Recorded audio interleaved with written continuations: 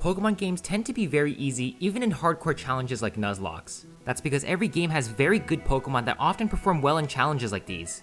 But what if I could play a Pokemon game without all the good Pokemon and still have a variety of encounters? This is Pokemon Black Hardcore TRASHLOCKE. Black TRASHLOCKE is a ROM hack of Pokemon Black made by the legendary Nuzlocke Pokemon Challenges. This game removes any traditionally good Pokemon and replaces them with worse Pokemon from other generations. This ROM hack was made for the purpose of Nuzlocking, so here are my rules. I'll be using my traditional Hardcore Nuzlocke rules as well as the species clause. This way I can take full advantage of the variety of Pokemon in this game. Real quick, if you do enjoy this video, please like and subscribe. We're almost at 20k. Thanks. Since all of the good Pokemon are removed, our starters for this challenge will be Numel, Tortuga, and Paris. Since fire types are rare and they tend to perform the best, the starter choice was obvious, being Numel. Numel's already very slow, so having a minus speed nature doesn't really hurt it that much. And you probably already noticed that our second encounter was a Poochyena.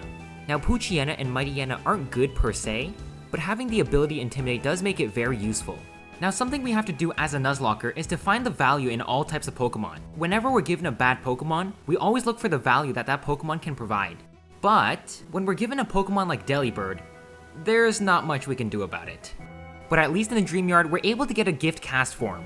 Castform is a much more useful Pokemon since it has such great coverage.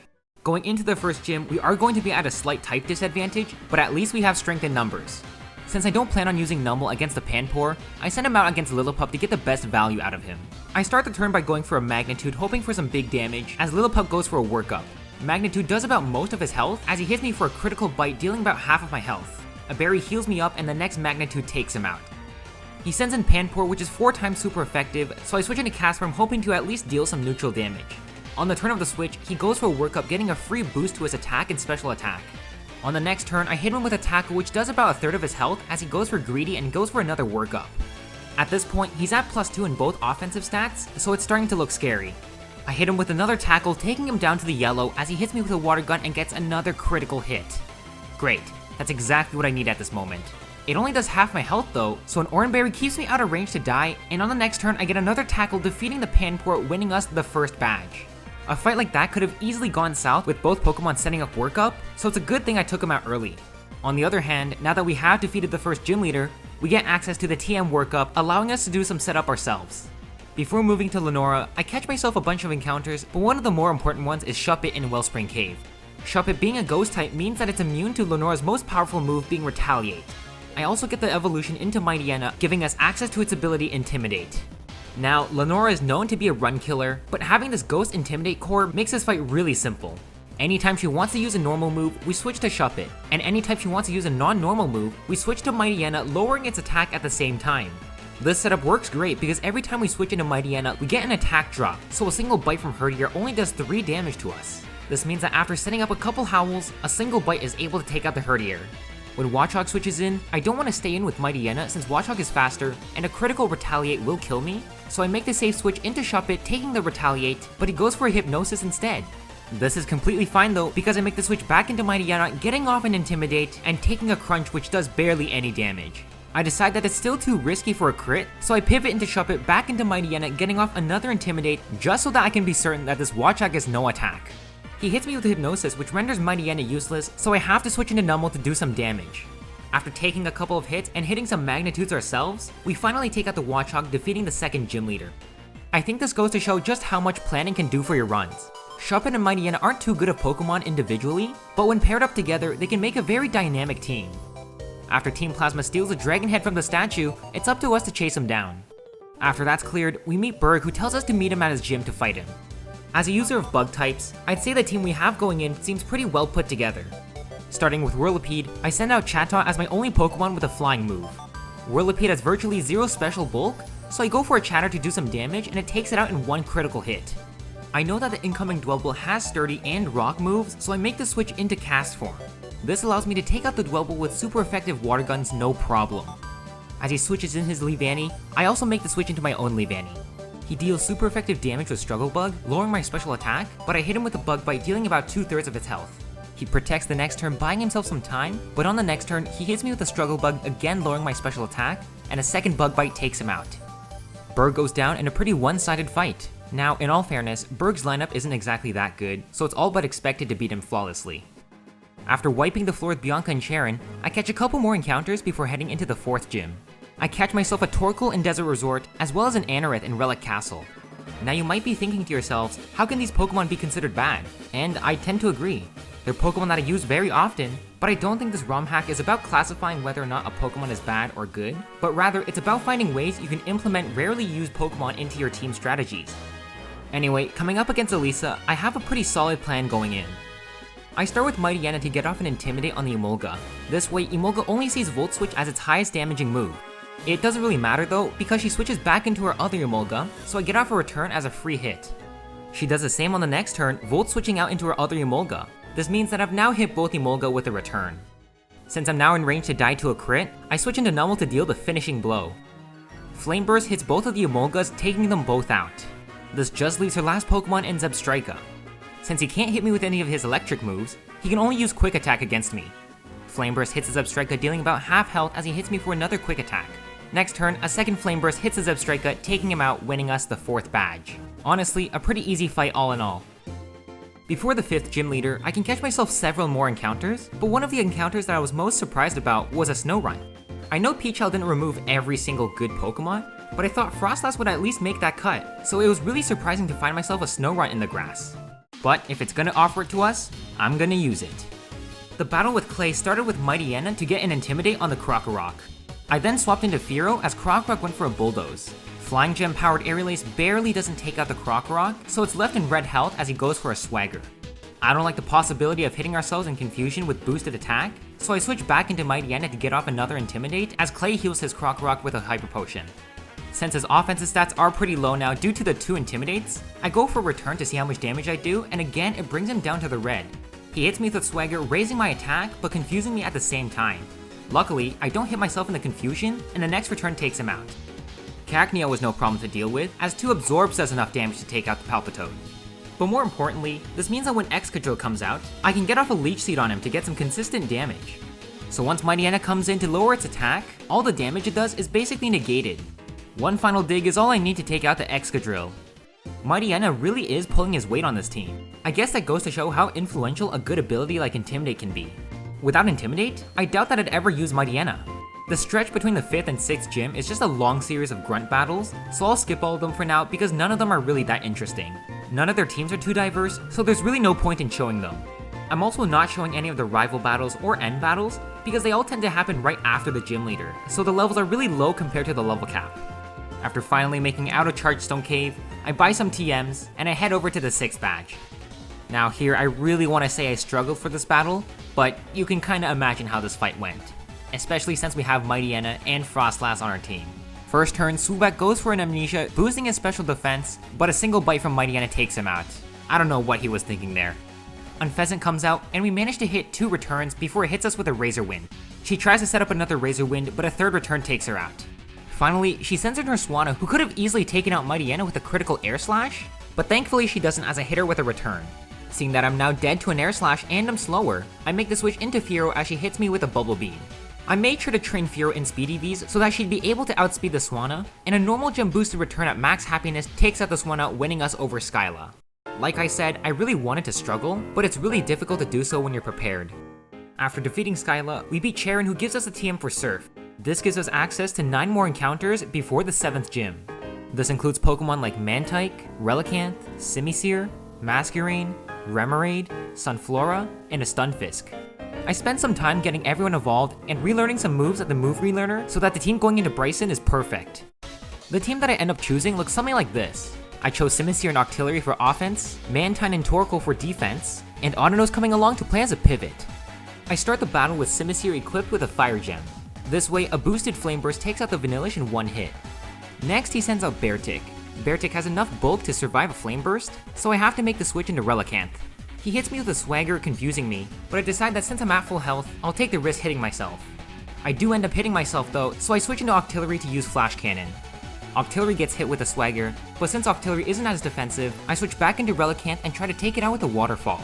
Unfortunately, he was able to get off a potion, so I take the turn to use Yawn. It turns out we didn't need the sleep though, because next turn, Rock Slide hits and takes it out. This puts him down to his last Pokemon, Cryogonal. Cryo's a massive special beast, so I decide to give Audino a chance. Audino comes in tanking in a Roar Beam, as Cryogonal goes for Reflect. This means that my normal gem-powered return only does half health to Cryo. I tank another Roar Beam as a return brings him down to yellow health. Bryson uses a potion next turn, so I decide that I've had enough and I want to switch into another Pokemon. I send in Torkoal to take another Roar Beam, and a Fire Gem boosted Flamethrower on the next turn takes out the Cryogonal. This finally beats Bryson in a battle that I actually kind of struggled in. Now all I can say about the segment of the game after the 7th gym is grunts. So many grunts. And to top it all off, I finished the story that nobody cares about, with a pretty disappointing 8th gym battle. Ice Beam one-shots the Fracture, Ice Beam one-shots the Druddigon, and even though Haxorus gets off a Dragon Dance, Ice Beam one-shots him as well. So we're on to the Elite Four. Now at this point, you might be realizing that I'm not having much trouble with these battles. This challenge doesn't really seem that difficult, and you'd be right. By removing all of the good Pokemon and instead giving us a variety of Pokemon, we've changed this game from finding a Pokemon that can sweep every battle, to simply building a team that can counter every battle, which is essentially the same thing. But building a team specifically designed to counter a trainer or a gym leader is exactly what you should be doing in a Nuzlocke. There's no Pokemon in the game that will be 100% useful for the playthrough, so it's more than likely that you're going to have to switch them out at some point. So instead of relying on that one good Pokemon, it's often a better idea to look at all the Pokemon you have at your disposal and evaluating which one would be the best suit for your team. To help you guys understand this, take a look at my box and come up with a strategy for the Elite Four. For reference, the 3 dead Pokemon are Castform, Leavanny, and Armaldo. Castform died because I was just being reckless, so I didn't pay attention when he died, but I decided to ban Leavanny and Armaldo because I felt that those Pokemon were too good. So, now that you've taken a look at all my disposable Pokemon, what strategy did you come up with? Let me know in the comments below, because I bet it's nothing like mine. Now even though up till now, the game was mostly very easy, I have to say that the difficulty seriously spikes at the Elite Four. For some reason, none of my damage ranges were adding up, so it took me a long time to do the calculations. But eventually, I did get a plan figured out, so here's how it turned out.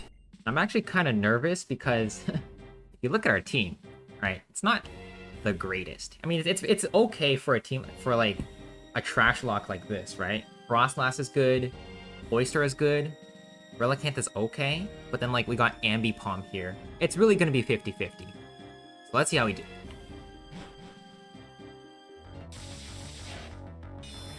So Chantal should be pretty easy. The last two might be a bit of work, but they should also be pretty easy.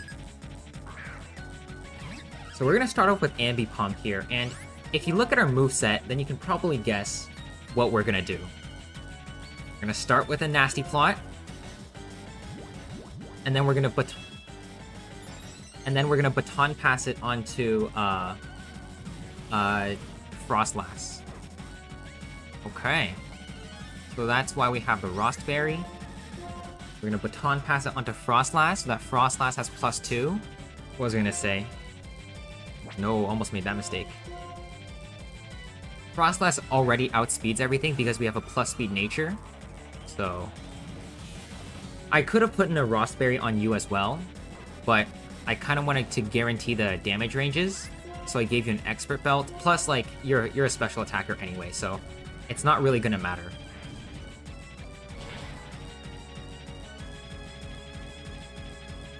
One down.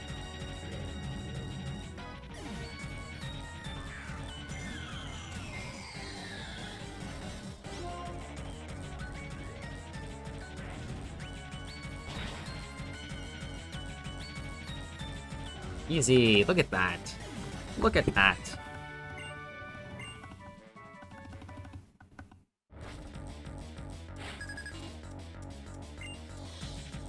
Alright, this is gonna be the same deal. It's gonna be the same exact plan. Nothing should change. Reuniclus does have Focus Blast, but I specifically EV'd this thing to always survive a non-crit. And like, there's only a couple ranges of crits that do kill me, so yeah, like, this should not go bad at all. Okay. So clearly I messed up the EV training.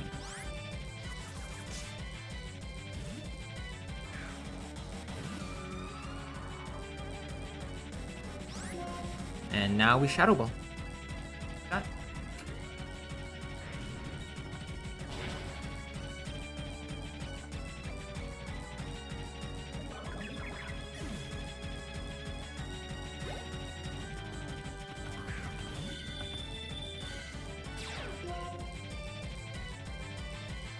Oh, I put a never melt ice on you? You're supposed to have expert belt. Okay, that was a mistake. Thankfully it didn't cost us. Okay. That's good to know. Always watch your items. How many of you guys want to bet that there's going to be comments saying he's over-leveled?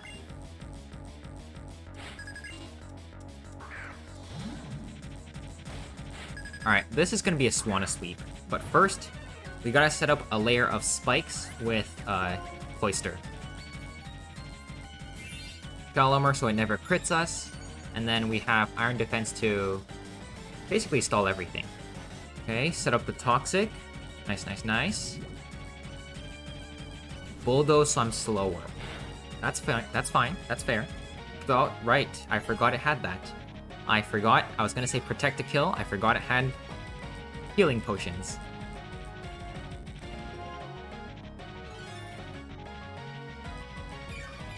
That's fine, that's why we're here, right? We're here to break up all of its potions, so that's fine.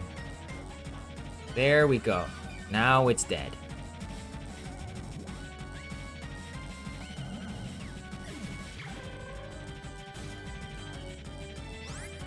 I don't think it has any potions, right? So it just can't do anything to us? Alright, that's nice to know.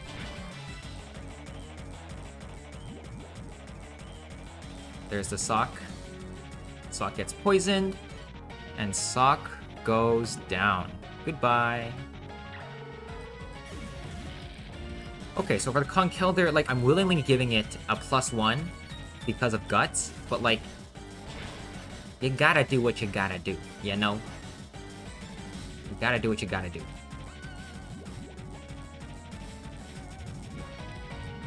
But eventually, it all pays off, you know? It all pays off, you know? Give a little for sacrifice, and gain a lot in return.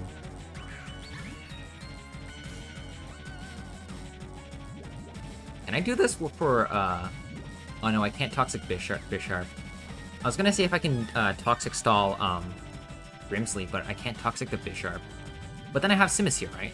Yeah. Wait, didn't I say this was a Swanna sweep? I guess I should rename you to Swanna then. Just so that everything I say makes sense. Because I ain't capping. I ain't capping. I ain't gonna lie. I am very good at this game. Just, I sometimes lose them because I get distracted.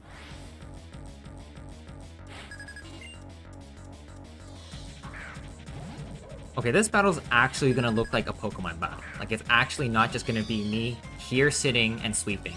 It's actually gonna be a Pokemon battle.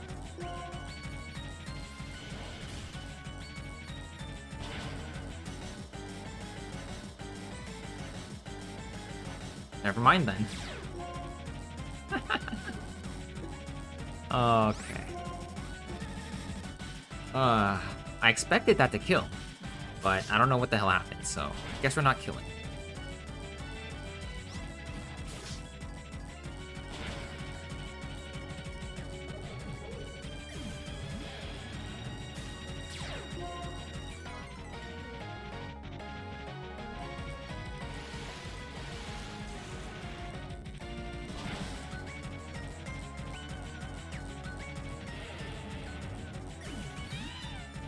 Alright, what was my plan for this?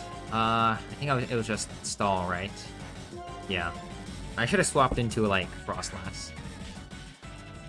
No matters, no matters. Toxic in. And Toxic out.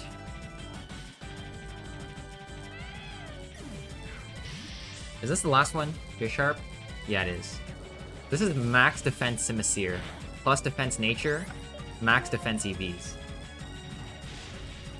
Never thought I'd ever have one like that, but it works. Alrighty. Easy Elite Four.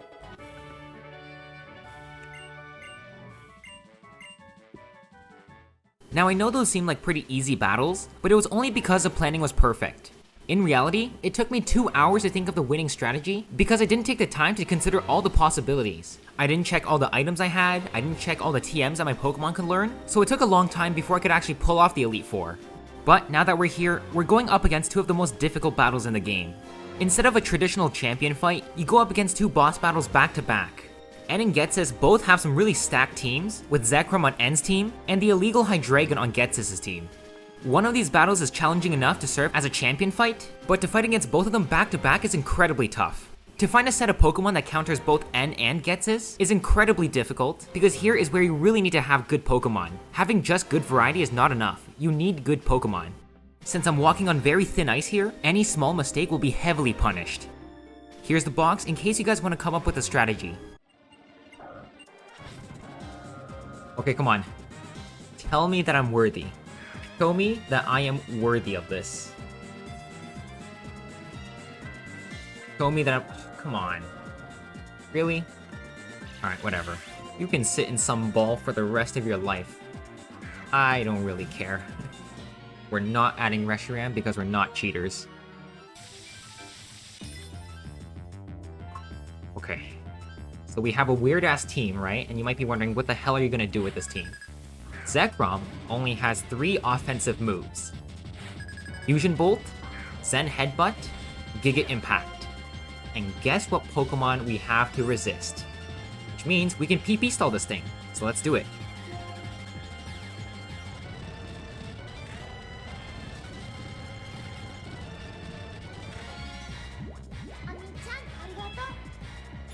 +4. Thank you for the sub, Lil Carlos. Baton Pass into Frostlass, I think. We were supposed to go into Liepard and use Work Up instead, but I forgot to put Work Up on Ambipom. Let's kill this then. It's a +6 Icy Wind. Wow. I guess I just suck then. Okay, there we go. That was a crit Icy Wind. Okay, Caracosta, we go for the E-Bolt.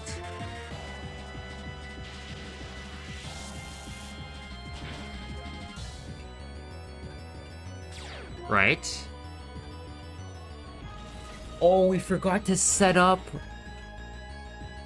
double teams. That's what I forgot. We forgot double teams. Don't kill, don't kill, don't...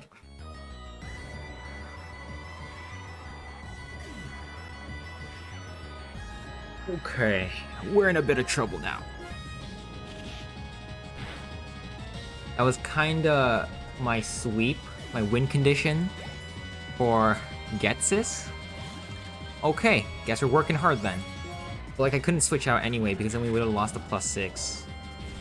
Magma Armor never freezes. Okay.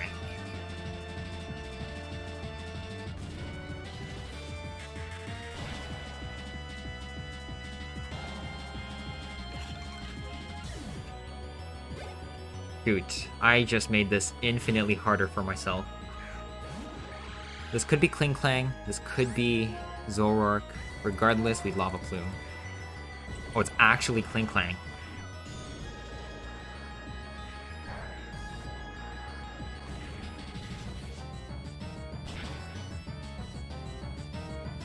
Okay. Now this one's Zoroark. Okay. Damn. I seriously screwed up. Yeah, forgetting Work Up. Going Liepard for Work Up should have been my primary. I also apparently forgot to put an item on Sableye. Let's see how much Night Slash or Flamethrower does. Okay.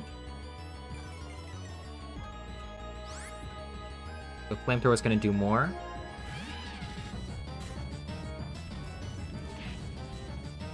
Shoot.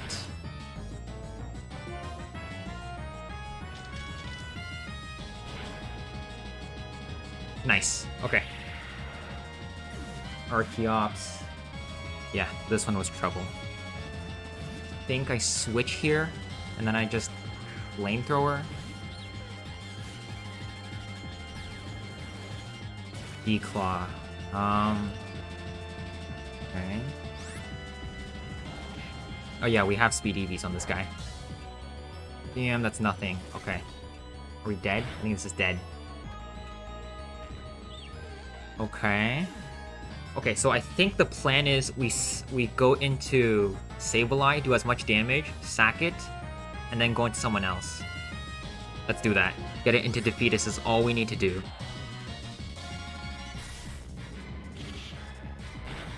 Okay, it's in Defeatist. Okay. I think... That's... yeah. I think what we have to do is set up Camerupt for the kill. But, okay, how fast is Camerupt then? We need a ×4 on this thing. We need to go to +6 amnesia, agilities? I don't think I can do that. Yeah, I don't think I can. I don't have enough HP to go plus, even in Defeatist. What does Lipard do?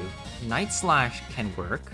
Double team into Baton Pass. Because we're gonna be faster than this thing. Ambipom is faster. So we're gonna Baton Pass into a hit in Lipard, and I don't want that. So we double team Baton Pass into Lipard. It's still faster. In that case, we slow Baton Pass into Lipard. You gotta stay alive, man. You gotta stay alive. Okay, good. Slow Baton Pass into Lipard, Night Slash. Night Slash, come on, come on, come on. Please, please, please, please, please, please, please, please, please, please, please, please, please. Okay. I still might be able to pull something out of my ass. So we can only use Camerupt, Ambipom, and Lipard. Alright, so we're gonna swap into Lipard and then swap into Ambipom, so I have one extra turn without being poisoned. It's fine. Now we're in the same position as if we had just started with Ambipom. So I need +2 agilities, at least on Camerupt to outspeed the Hydreigon, unless I go double teams first. What we need is speed. Missing is optional. Okay. Toxic. We have a Pecha, so that's one extra turn. 42 × 3, 126. That's one speed point lower than Hydreigon.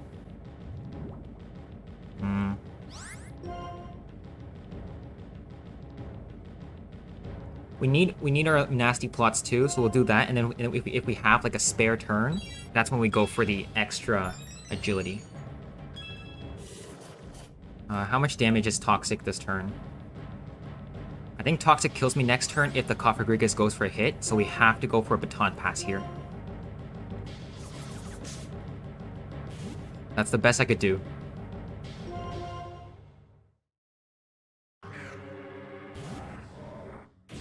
Okay. Yeah, it was gonna hit us, so we would have died if we stayed in one more turn. How much damage is this? Okay. Yeah, Seismitoad. Shit.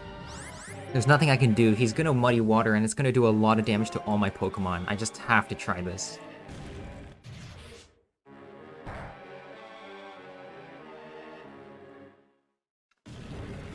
Can I live this? I think I can. Muddy Water would have killed for sure. Dang, okay. Do you use potions? Because if you do, then I could probably set up like one more time with Ambipom. Although this doesn't seem like a range.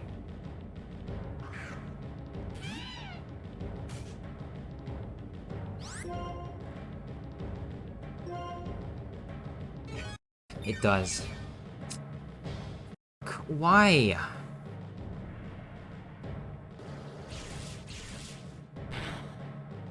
EQ. We're dead to poison. And I don't have an attacking move on you, so we're just dead.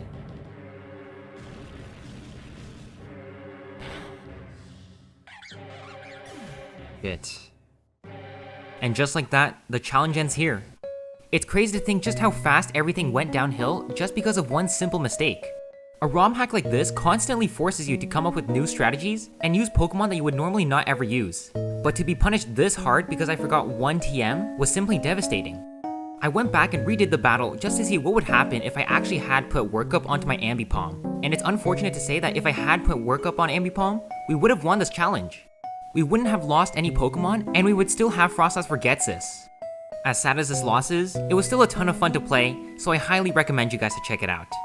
For those of you who aren't new to Nuzlocking but want to get better and want to get into more difficult ROM hacks, then this is a great place to start. It really challenges you to become better at team building without the stress of playing an absurdly hard game. It really highlights some of the less used Pokemon, and will teach you guys how to look for value in every one of your encounters. If you enjoyed this video, please like and subscribe, and turn on the notification bell. We're nearing 20,000 subscribers, so I'd really like to see us get there by the end of September. Until next time, thank you guys for watching.